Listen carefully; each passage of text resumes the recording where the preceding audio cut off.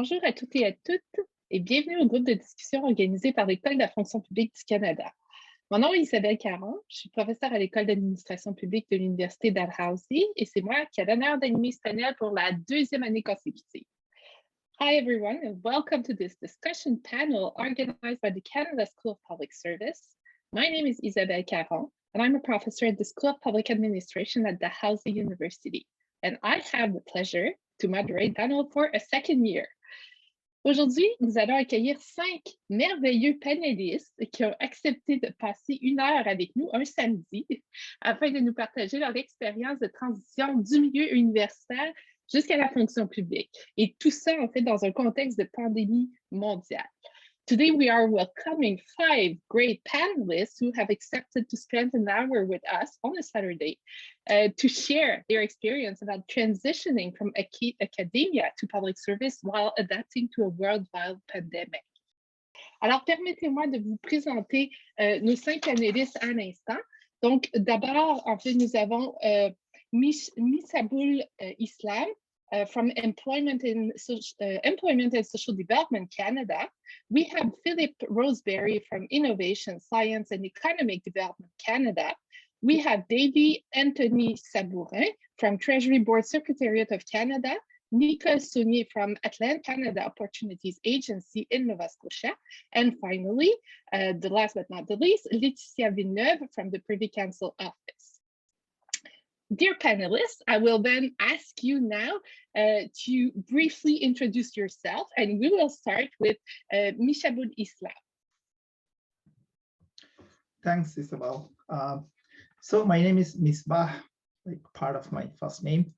I'm a PhD student at the University of Ottawa in economics. My specialization is kind of health economics and the inequalities. So I've not finished my PhD yet, but in the meantime, I joined ESDC in 2008, end of 2018, working as a policy analyst for the employment insurance program there. So kind of like my expertise, like during my academic career, was mostly statistics, microeconometrics, inequalities, and all this stuff. And then I was kind of looking, okay, how I can best use my expertise in economics and especially statistics, econometrics, all these things. And I was looking for a kind of a smooth transition for the job market, given that I have 3 very young kids and all these family life job balance stuff. And then I was thinking about, okay, maybe public sector might be a good balance, and especially I'm in Ottawa. So, and then I was very lucky, I would say. I got a first job at the EI, like employment insurance program, and it's a quantitative analysis team. We are doing a lot of great work, especially during the pandemic.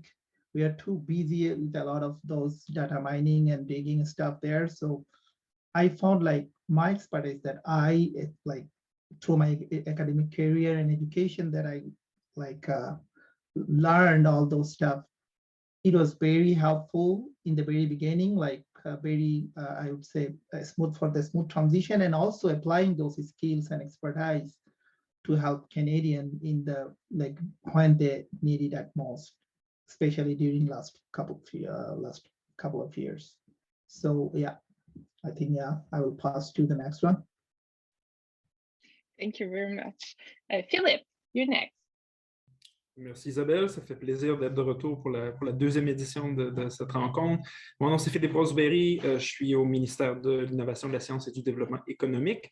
Mon parcours vers la fonction publique était surtout académique au départ, donc un bac, une maîtrise et ensuite un doctorat en sciences politiques. Je me voyais vraiment dans une perspective académique.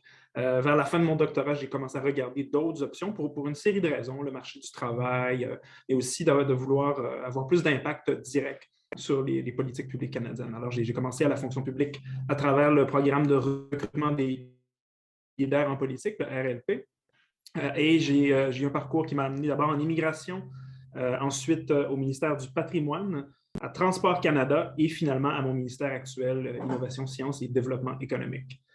So my job in ISAD is in the Investment Review Division, which is a small but mighty unit that reviews both economic, reviews foreign investment to Canada from both an economic point of view, so net benefit to Canada, but also national security, which takes more and more of our time. And it's a great job in a sense that I can finally tap for one job in government where I can really tap my PhD and studies experience in international relations and international security, but in a domain that is really at the forefront of security nowadays, which is, for example, intellectual property, economic espionage, critical technologies, critical minerals, all these kind of important global economic phenomena that have an impact on Canada's security. So that is my job today. Merci beaucoup, Philippe.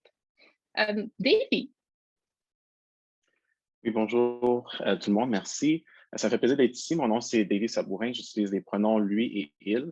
J'aimerais tout d'abord prendre le temps de reconnaître solennellement que je me joins à vous virtuellement à partir de Montréal, donc des terres autochtones non cédées de la nation Moa. Et j'aimerais aussi reconnaître que Montréal est historiquement connu comme un lieu de rassemblement pour plusieurs Premières Nations et aujourd'hui lieu pour diverses populations autochtones et diverses autres populations.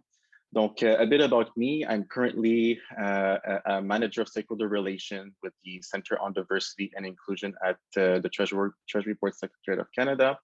Been there for a short period of time since November, but prior to that, I have cumulatively over 6 years experience in the federal public service and have occupied many very interesting roles in the public service in privacy law enforcement with the Privacy Commission of Canada, as well as public relations and policy work with both Canadian Heritage, like Phil, and the Treasury Board of Canada Secretariat.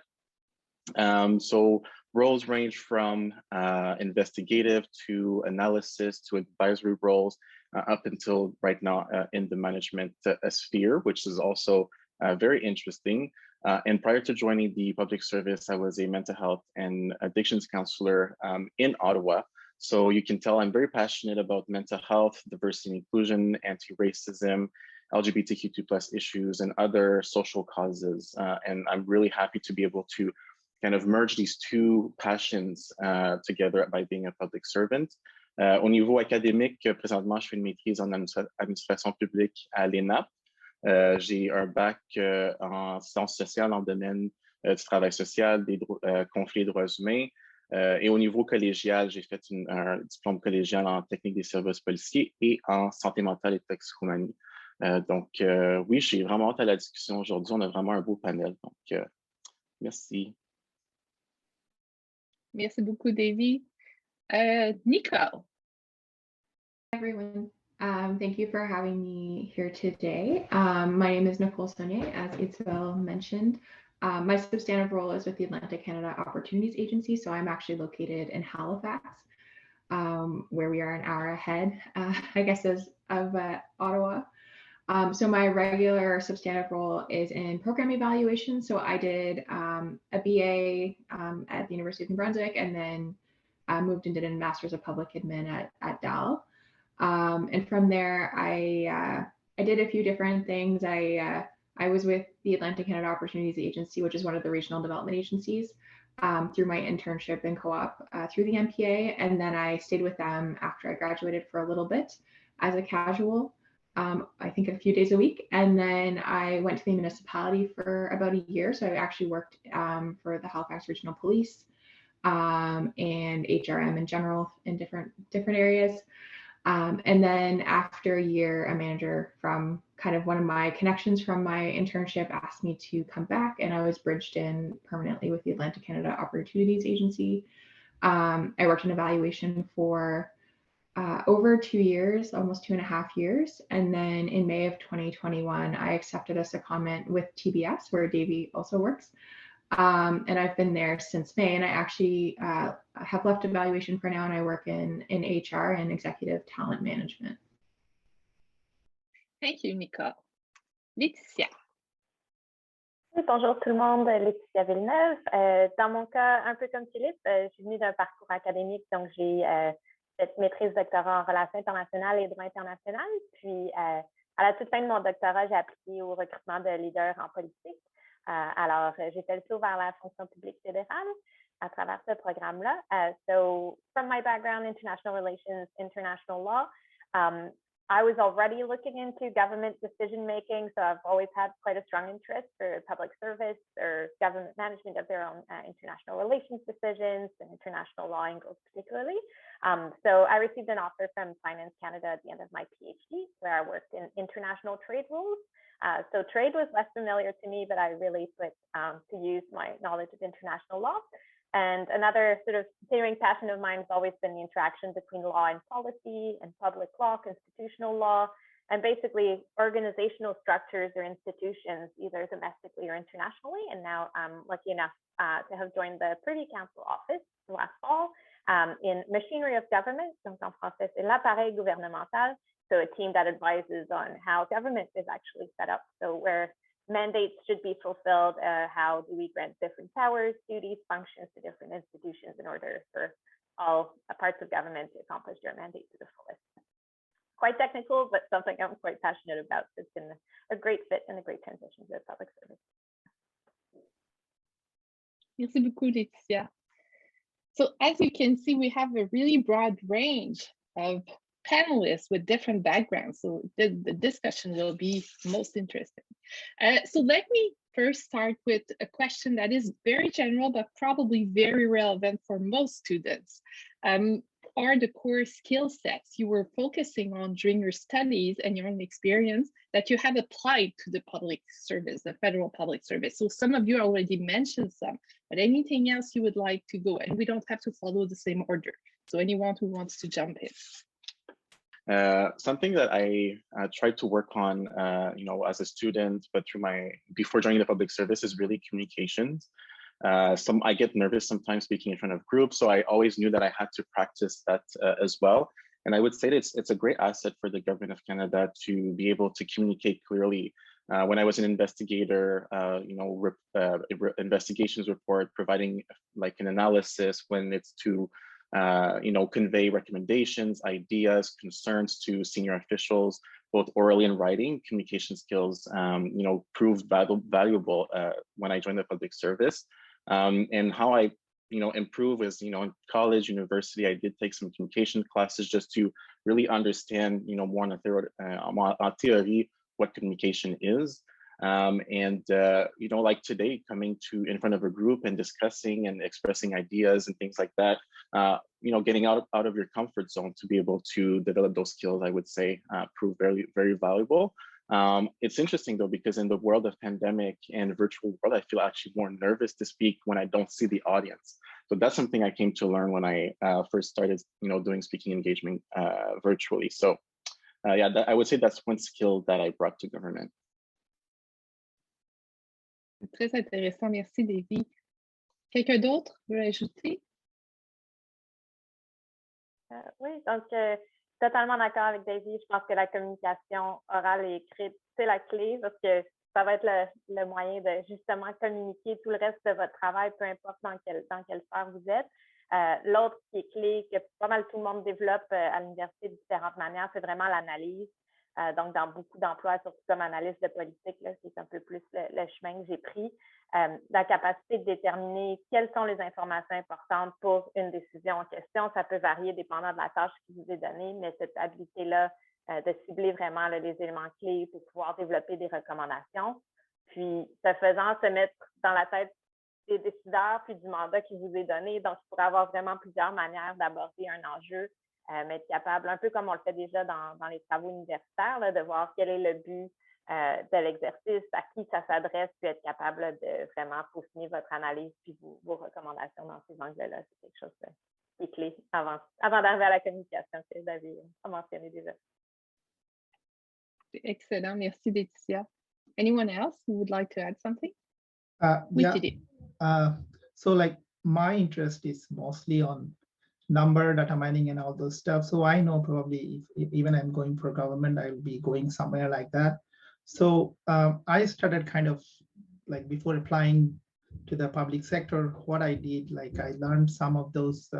I know the public sector is going for more kind of using big data, machine learning, all those stuff in the public sector right nowadays. So that was the trend during that time as well. So I was kind of preparing myself for those, and especially in economics, we most of the program I saw, like in Canada, they use some software specific, like Stata, SPSS, all those. But besides that, what I did, like my focus was also on learning some Python, SAS kind of programming, so that like those kind, and I found that actually like my interest for machine learning and like I know those like kind of the programming like Python or SAS, that's really helped me during the interview and few of the interview that I faced, and those are like I found that is really helpful. Yeah. Thank you, Mishba. Philippe, you wanted to add something?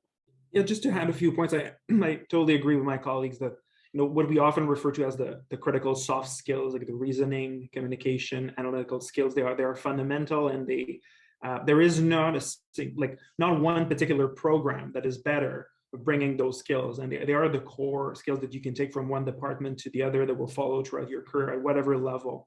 I would add though that since our audience here are mostly students in the Master of Public Administration, that what you learn in your courses, especially in a program like that, is actually quite useful and will help reduce that training gap with that, the first 6 months to a year when you're trying to understand how government is structured, the approvals process, the role of central agencies versus line department. All that content is important. And sometimes for a lot of government workers, you start from scratch.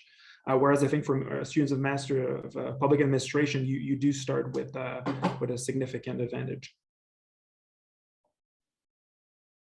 Oui, c'est absolument vrai. Nicole, did you want to add something? For sure. So I definitely agree, as everyone's been saying, about the importance of summarizing information and being able to present it in a meaningful way. I also really agree with kind of the data side. We're all going forward, data is going to become so important. And every time I open a data set, I get a little intimidated, and then I'm like, no, I can do this. So that's always, I think, super important. I think for me, one of the skills that really stood out because I did an MPA as well was more so around like the project management and collaboration piece as well. So you're bringing all of these projects that you're doing in your master's degree, and even the case competition, and being able to bring those principles to your role in government, which I think is so important. Managing large projects is a large part of what I've done and continue to do, and I'm really interested and excited about. So those are kind of knowing what goes into a project, what goes into making a really organized piece of work, I think is super important, and being able to work with others. I think that was the main difference for me between my bachelor's degree and my master's degree, was the amount of collaboration and teamwork. And that is something that has really defined my career as well, and something that I actually, to be honest, love more than I ever thought I would as a kind of individual VA student writing my own papers. Collaborating with others is such a skill that you can bring and really learn from. Thank you, Nicole. I'll go to the next question. I know we have a couple of questions in the chat, but I think you may address some of the points that are in the chat. So I'll read it in French and then in English. Comment s'est déroulée votre transition vers le marché du travail? Vos valeurs et vos aspirations professionnelles ont-elles été satisfaites, ou la façon dont elles ont été?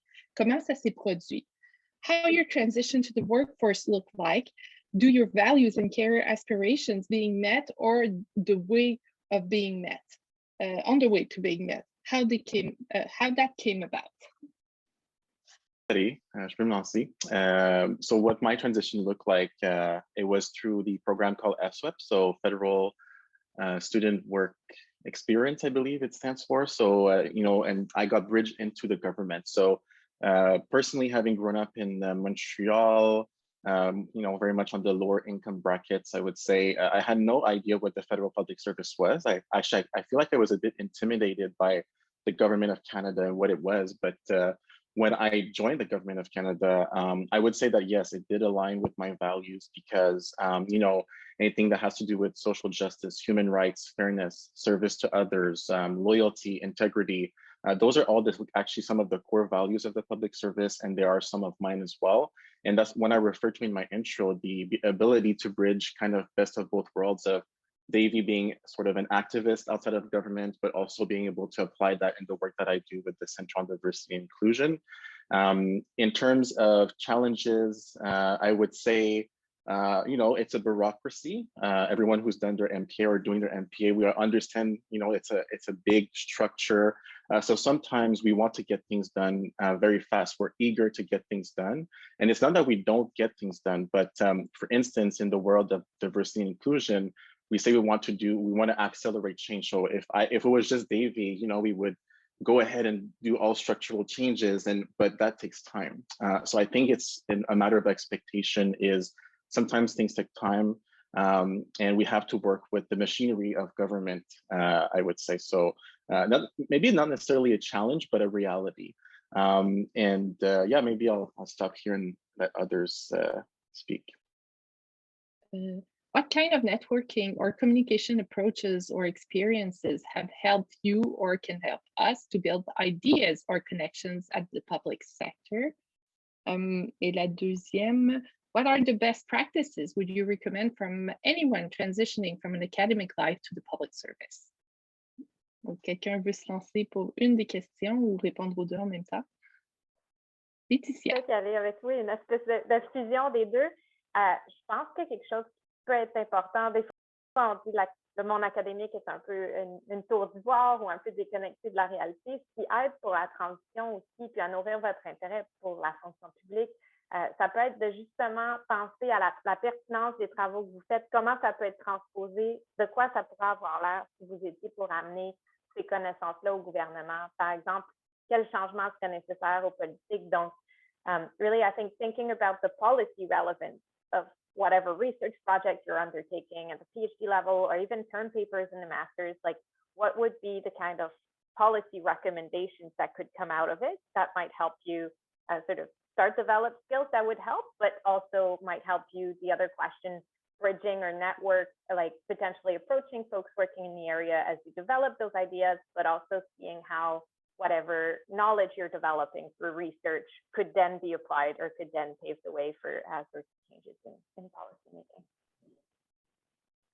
And Isabelle, just to follow on what Laetitia was saying, I think now in terms of the networking that would back what Laetitia said, to build a network in government is essential to first land that job, but also to kind of build upon it, expand, and then develop one's career. So there are formal ways to do it. Programs like Davy mentioned, FSWEP, where you do a stint in government and then you can exploit those contacts. There are other ways, but even coming from academia, where you're at the stage you're writing papers, I think establishing contact with manager level, director level, the head of the topical area that you're working on can be very useful. Presenting your work, not be afraid to pick up the phone, the email, and actually call people in government, because we are very often looking for ideas, and we like to get ideas pitched to us. So building those informal networks, and when you're done with your study, saying, well, I have ideas, you've seen that what I can write makes sense and may answer some of your questions, then that's an opportunity to be bridged in or to be invited to and to start working in government. Merci Philippe. Il y a une question dans le chat en fait qui va peut-être tout le monde me répondre, mais peut-être en particulier Davy, parce que je sais que tu es intéressé dans ce qui concerne diversité et inclusion. Do you have any suggestions for standing out when trying to get a job in the public sector as someone with a disability? Sometimes I worry about being overlooked because my disability limited my ability to pick up extra experience through school. Merci pour la question. Puis oui, c'est une question importante. Puis, and I'll answer in English. I believe the question was posed in English, right? In the chat, okay. What I would say to that is there are programs in the federal public service to advance diversity and inclusion, and just beyond the aspect of the programs and the policies that are in place, this is something that the government is encouraging. For instance, hiring managers to honor. And what I mean about honor is the duty to accommodate. So there is duty to accommodate in the federal public service, where whether it be for the hiring process or in the workplace, you have a right to request accommodations to facilitate the work that you do. But there is a target right now with the Federal Public Service. This was in a mandate letter commitment to hire more diverse pools, which includes persons with disabilities. And I believe it's 5,000 additional people over the coming years.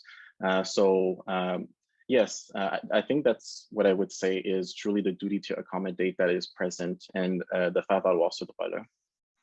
Maybe my colleagues will want to add something, but from the diversity and inclusion perspective, that's what I would bring.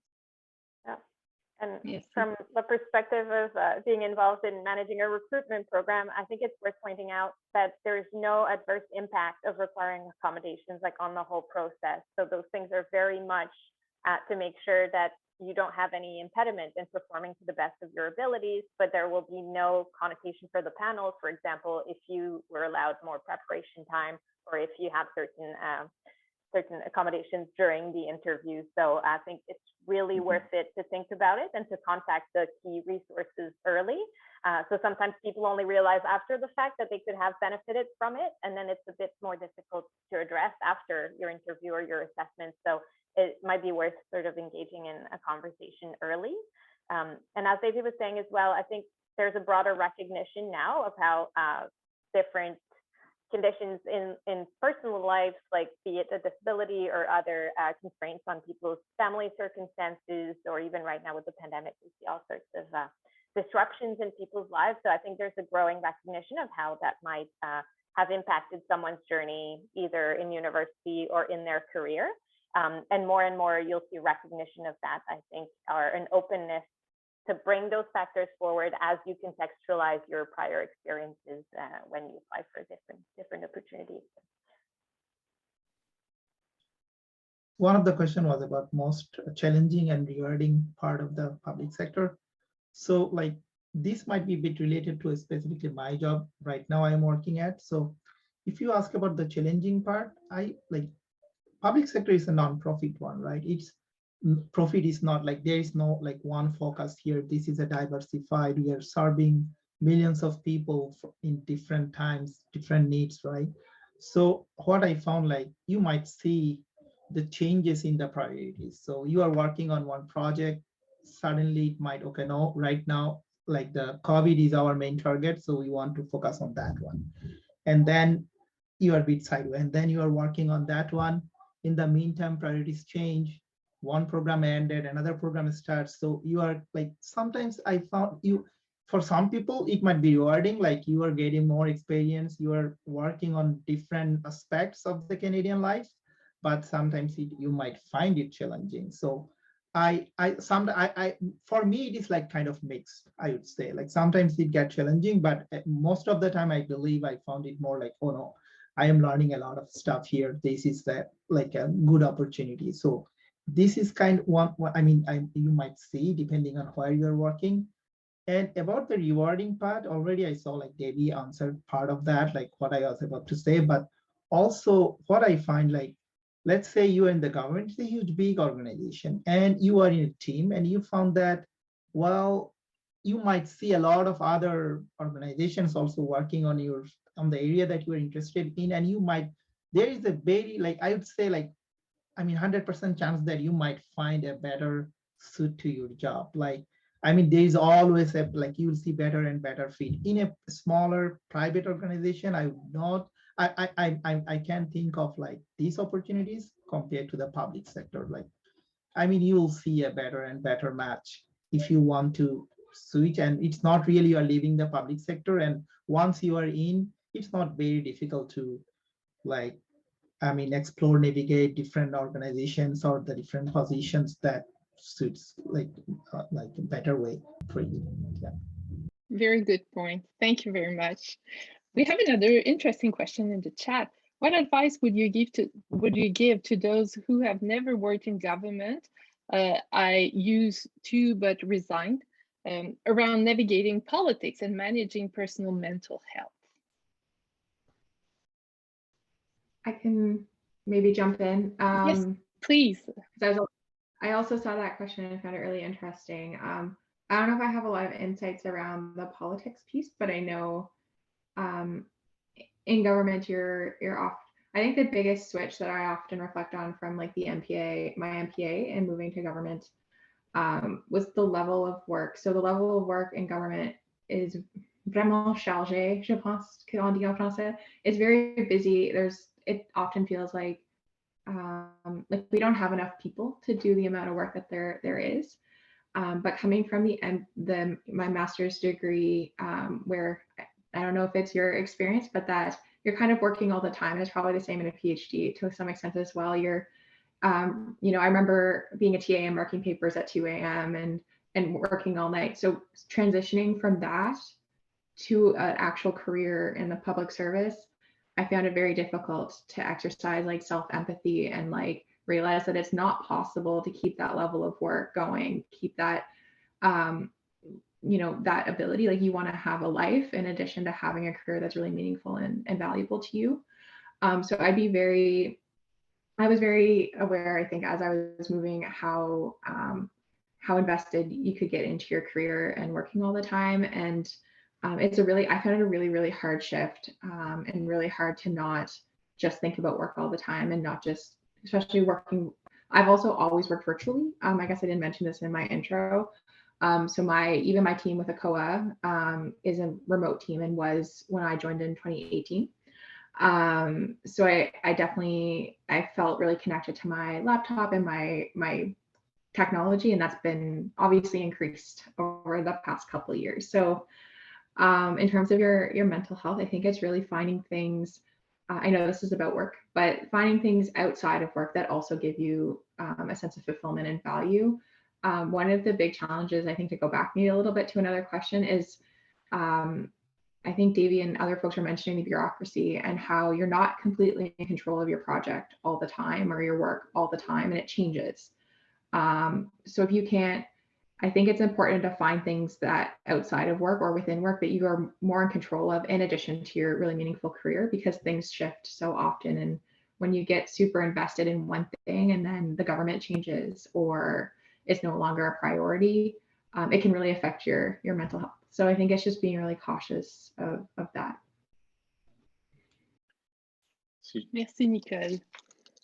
Si je peux renchérir un petit peu sur ce que Nicole disait. One thing that helped me navigate the politics and just, you know, as he said, school did not prepare you for the real world.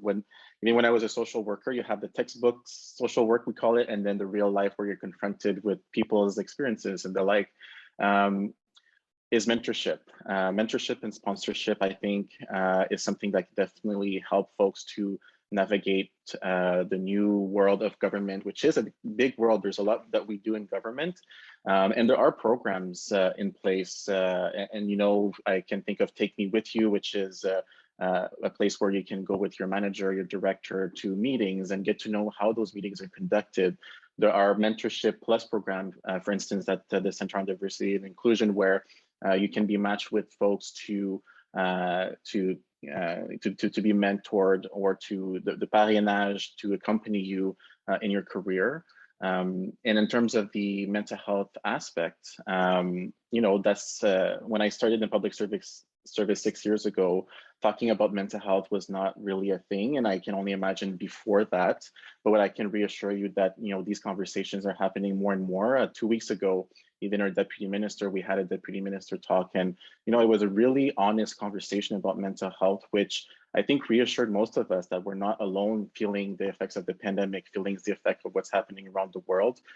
So I think that's encouraging, is what I would say. But yeah, so 2 key takeaways for me is like mentorship opportunities and talking about mental health. And there are programs too, sorry, just to plug the employee assistance program, and other programs that support employees. So Merci beaucoup, Davy. Quelqu'un d'autre veut ajouter quelque chose? C'est d'autres questions. En fait, ça nous amène à une question qui est intéressante. Il y a un beau lien à faire avec la question suivante. Did you experience any career support from your managers, or did you have to get it somewhere else? What were your career development opportunities? But support is, yes, about learning opportunities, but it can be about something else as well. Donc, en français, est-ce que vous avez bénéficié d'un soutien de carrière de la part de vos managers ou superviseurs? Et où est-ce que vous avez dû l'obtenir ailleurs? Quelles ont été vos opportunités d'apprentissage en matière de développement de carrière? Quelqu'un veut se lancer? Philippe. Je vais me lancer, Isabelle.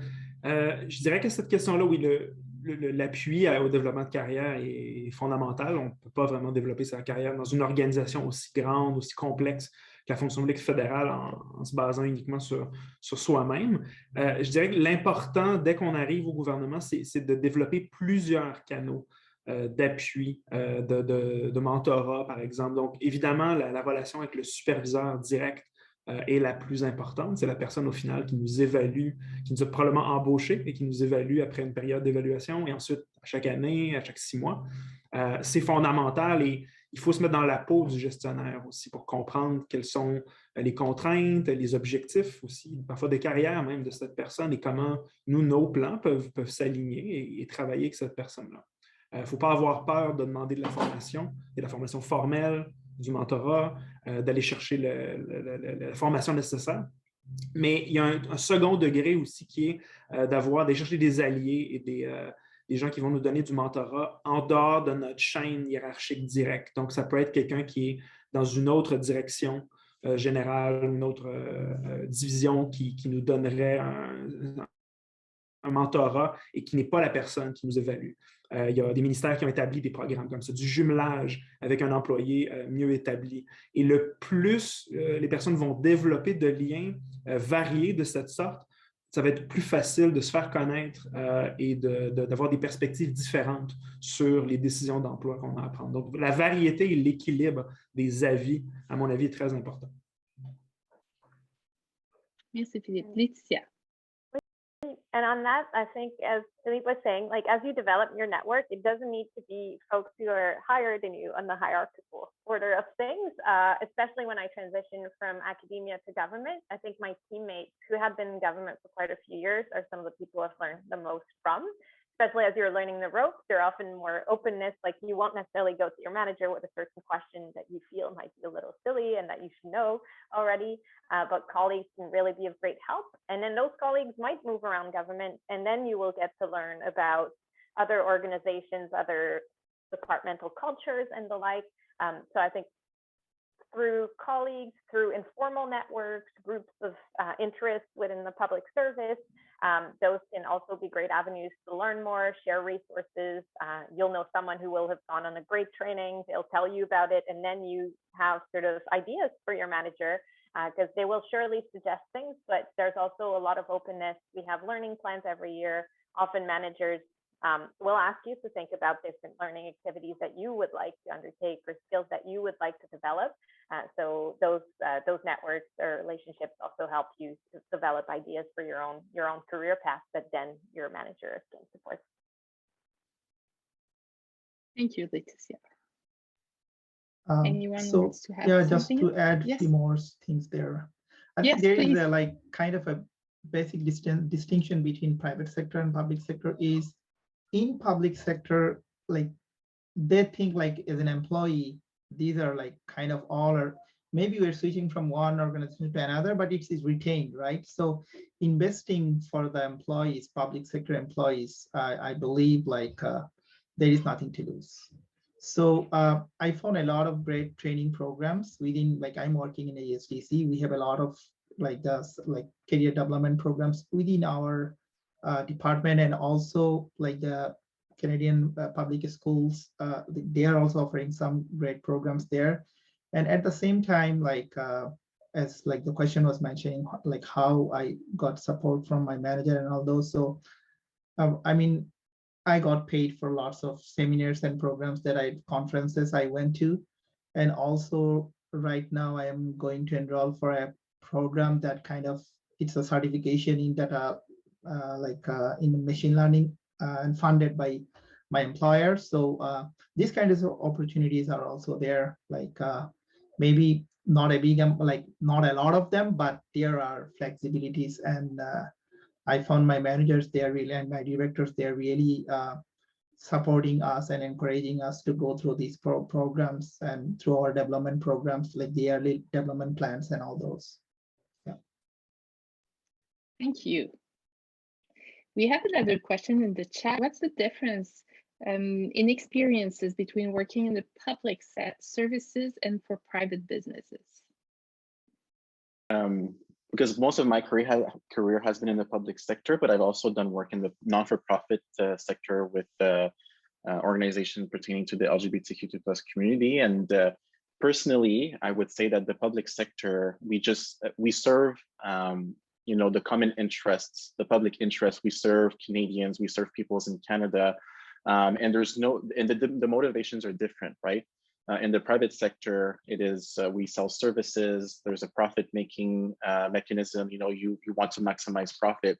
In government, we want to maximize policies, programs to better serve Canadians. That's really the fundamental difference that I see between the public and the private. Is the outcomes, the output, the goals, the objectives, and the like. Not to say that for instance, the non-for-profit sector and the private sector do not have public aspirations, corporate social responsibility and the like. But for me, that's really the fundamental differences that I see.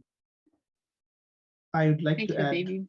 I'm sorry. Yeah. Yes, please. So before, I used to work for a small nonprofit research think tank for maybe 1-2 years. So kind of one different, since if you are asking about the job experience, so I would say the private sector job that I did, it was a small team. Let's say for some reason, for some family emergency, I can't go to the work on that day. I know even my employer having a difficult time because it's not a big organization. There is maybe practically no one else to replace my work or some idea about my work, what I'm doing. But in the public sector, on the contrary, I found let's say I can't go even for a week, but the public, I have other colleagues that they're working on the same team. They have some idea about what I'm doing for a long time. They can replace that. So especially in my situation, what I found with the 3 kids and all those family responsibilities, work and life balances, I found public sector can offer something that probably private sector would be in a difficult situation. That is kind of from my personal perspective. So yeah. Thank you. We have another question in the chat. What were some deciding factors when choosing a department to pursue a career in after completing your academic studies? I think Laetitia. Oui, je peux essayer avec celle-là. En partie, pour insister sur, parfois, on ne sait pas nécessairement de l'extérieur quel ministère est nécessairement aurait l'opportunité la plus intéressante pour nous. So, when picking a department, I think it will depend on the opportunities available, but 2 things I'd point out: your dream job may not be where you expect it. So I had been working in international law, human rights, and I was very surprised. I was lucky that I came in through a program that you could then be placed almost anywhere. But basically, I received an offer from the Department of Finance, and I had to sort of double check that it was really addressed to me because I thought my profile would not be relevant to that department. But turns out there was quite a small team doing international legal work where my profile was very relevant. But I would have never looked into the Department of Finance and ended up being very happy with the position there. So I think you sort of need to explore with quite a broad mind because there might be opportunities exactly in your field of study in a department that at first glance has no relation to it. And the second aspect of that, I think it's important to keep in mind how lucky we are in the federal public service that it's quite easy to move from one department to another throughout your career. So that decision here, we're talking of deciding factors to pick a department for your career, but actually it might be your entry point or the start of your career, but then you would have flexibility to experiment and develop other skills elsewhere as you go along. Merci, Laetitia. Nicole, you wanted to say something, I think. Yeah, I was kind of going off of what Laetitia was saying a little bit about kind of having those opportunities. I think there's a little bit of kind of just putting your feet in the door as well, at least from my perspective. So in my undergrad and my master's was really interested in elections policy. That was what I did my thesis in. But I did an MPA in order to work in government. I didn't have a specific path. I didn't have a specific academic pursuit, I guess, aside from being really passionate about government in general. So I think in some ways I let my career kind of just take me where the wind blew me. Like I did my co-op at a COA, which has nothing to do with elections policy or anything like that. It's an economic development policy and evaluation. And I really enjoyed my time there. And I, even though I had accepted an elections job with HRM, decided to leave that in order to go back to a COA where I felt like I was making a really big difference, and really serving people in my community.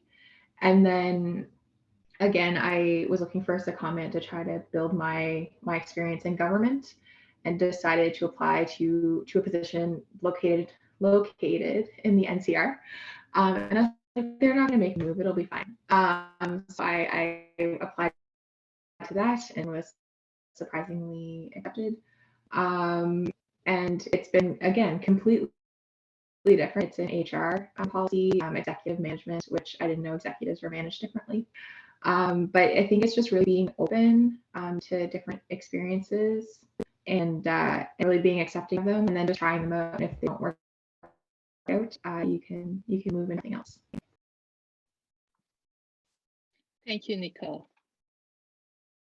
Someone wants to add something else? Yeah, I can add, and it's really to follow what Nicole and Leticia said. In terms of deciding factors, I would say, like, you know, if folks are very interested in international relations, international affairs, the obvious choice would be global affairs. However, just like was mentioned, getting the foot out in the door, when I got my first FSWEP, well, it was national defense, and then years later, it was with the Office of the Privacy Commissioner of Canada. When I saw the notification, I did not even know such an office existed, and I knew nothing about privacy, and I knew nothing about what, you know, the privacy laws of Canada. And that was enlightening, and I spent almost 5 years there, and I really had a good time. There a lot of is being done in the, I would call it the proverbial shadows, to protect our privacy as folks in Canada. And then from that, I really started building a network, and then was headhunted to join the Federal Anti-Racism Secretariat, and where I gathered more experience to now becoming a manager. But if you were to ask me 6 years later, all I was telling myself is I don't want to be stuck behind a screen all day. That's not the type of job I want to do. While there is some of that, and yes, you do some analysis and you write, you know, it's allowed me to travel. It's allowed me to go to social events. It allowed me to go to conferences for learning opportunities. So yes, there's just an array of opportunities. And sometimes what you think might be a deciding factor, later you're like, oh, actually, I'm interested in this instead. So go with, you know, the flow, go with, you know, where your heart takes you. I know it sounds a bit cliche, but it really makes all the difference. Très bon conseil, merci Davy. Que quelqu'un d'autre veut ajouter quelque chose? No. I have one last question, and I think it's a very important question. It's about COVID. It's about the pandemic. You all have been working pre and during COVID. In your opinion, what is the government ability to adapt to a new reality, such as virtual work environment, shifting resources and priorities around, and how would you describe your own ability? I think I will just share my own experience. And so, yes, please. Like I was working at the EIP Employment Insurance Program, and all this CERB, Canadian Economic Recovery Benefit Program, was designed kind of in our shop. So, and I can remember like the way we are working, like our deputy ministers, directors, we are working like 24 hours over the clock when designing those programs. And I mean, I know there are a lot of issues there during the disbursement on all those. So, but we had to bring this program. Like I think it take like 3 or 4 days to design the program, and within 1 week, people started receiving the money. So it was like, I think it was, I mean, I never, like our EI program is kind of like very structured. It like we design any policy, new policy, like for a long time, and then it like we'll go through like the pilot programs, and then we see, okay, if it works out, or then we'll make it like a regular one. But this one was like in like maybe like I think it was just 1 week in total that we got time, like from starting from scratch to implementation of the program. So that was like I mean, it's a huge task. So I am very proud of that. Like I was part of that thing, and kind of like it was unprecedented. Like when they're asking, okay, how many people can apply for that? We don't know. We don't have any data. Like it's never happened before. So like based on whatever data we have, we had to scratch up. We have to build some numbers. We have to come up with the numbers, how much money like should be, and then, and again, the politics is there, right? So matching like this, our policy, our data number, and then the political agendas and political views, all those there, it was really like a challenging time, but I would say like, I mean, public sector did a tremendous job there. And yeah, it's, I don't know what to say. Like, is it can be done better way? Probably, but we did our best, I would say. Yeah. Very good answer. Very good experience. Thank you. Anyone wants to add something? Laetitia. Je pense que autant on parlait tout à l'heure de la structure qui peut être très bureaucratique, là, je pense que ça a montré aux gens, autant à l'interne qu'à l'externe, qu'en temps de crise, il y a vraiment une mobilisation, puis il y a des progrès ou des programmes qui peuvent être mis en place en un clin d'œil, comme Isabelle vient de mentionner. Like on my end, at the very start of COVID, I was working full-time managing a recruitment program, and we were about to plan in-person interviews, 150 of them. We just put that on hold. A couple months later, I found my notes from February 2020, where our, crisis mitigation plan was mostly, we should discourage people from handshakes at the start of interviews. And of course, that took a whole other twist. But we were able, I think the whole government was sort of on hold for non-urgent activities for perhaps a month or so, but then quickly seeing that the crisis would sort of continue for a while, everyone switched to virtual, and it was amazing to see how teams were able to still find that team spirit and work collaboratively, even remotely. And that, I think, has marked quite a shift for governments. And linked to another question in the chat, that's whether or not we're likely to stay remote. We're all waiting. It might depend on the department, the nature of the work, whether or not you need to access secret documents or top secret documents, for example. But I think we'll see some flexibility remaining for parts of government in ways we wouldn't have necessarily envisioned, just because everyone is now well aware that there's a different way and that we could make it work. Of course, there might be operational requirements for certain jobs in the future that will require in person again. But I think flexibility has been shown, and again, tremendous achievement by everyone throughout government.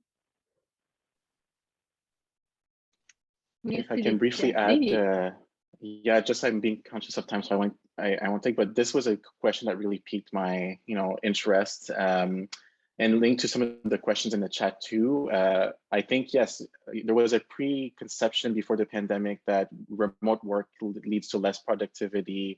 There was actually a bit of risk aversion to allowing people to do so, and I think that has been largely mitigated. I think there's a recognition that we can still be productive, resilient, and agile in the virtual world. And I think we can be proud. I'm really proud of the government. Yes, there's always room for improvement, but the ways that we were able to adapt to better serve Canadians in times of crisis, I think that's pretty good. In terms of the future and what we say the future of work, I also feel that with the hybrid or even remote work, as opposed to rigid policies, actually is an opportunity. It's an opportunity to bring on to have a bigger pool of diverse peoples, diverse geographical representation. I'm thinking of northern communities that might not have had the opportunity to join the public service, but now being in a remote setting, we're able to bring on new talent and more diverse talent. So I'm kind of bringing the diversity and inclusion perspective to it as well. So yeah, the future of work is a hot topic right now in government. So I really, like Laetitia said, I look forward to seeing, qu'est-ce qui va arriver dans le futur. Merci beaucoup, Davy. Je sais qu'il nous reste environ 2 minutes avant de conclure. Il y a 2 questions dans le chat qui sont toutes les deux reliées ou en lien avec le processus de recrutement. Donc, je vais les... Are there any preferences or features in recruitment processes for government jobs? And the next one, should PhD students looking to enter the public service without co-op experience, considering enrolling in a MPA or MPP program to get public service experience? So specific to that question, for me, I didn't have any public sector experience while I'm doing my PhD. So what I did was like, there is a job bank for the government of Canada, a job open to public. So I was applying different places, and like usually I was looking for like EC4, starting from there, and then I applied few jobs and I was in a pool. And then another thing will actually come come handy. Like, so one of my senior PhD student at Ottawa, he was working for the EIP, and they're looking for I was in a pool already, so I was waiting to get a call. And in the meantime, like they're looking for a guy with some skill in numbers and all those. And he contacted me, I know you are in a pool, you want to join? I said, why not? So that's how it works. So I would say for me, it was not nice. I didn't have any like public sector job. I didn't get the public sector experience with the FSWEP or anything else. So it might work like that. I mean, you can look at the job bank, all those job open to public. There are different levels of job there. I mean, it works for me. So I would say it might also work for you. Another one, yeah, and also I think it also answers kind of like what kind of preferences or features in recruitment process. So. Yeah. Thank you very much. Anyone wants to add something to this? Peut-être rapidement, ouais, pour la deuxième portion là, de PhD candidates. I think there are many ways that you can develop experience that's relevant to policy or that is policy without being strictly government, and that can be something that can be valuable too. So for example, while you're in university, getting involved in student government, or different groups like science policy, discussion groups, this and that is a nice way to bridge it and sort of bulk up your policy experience without needing to do an MPP specifically or MPA. So that's valuable too, of course.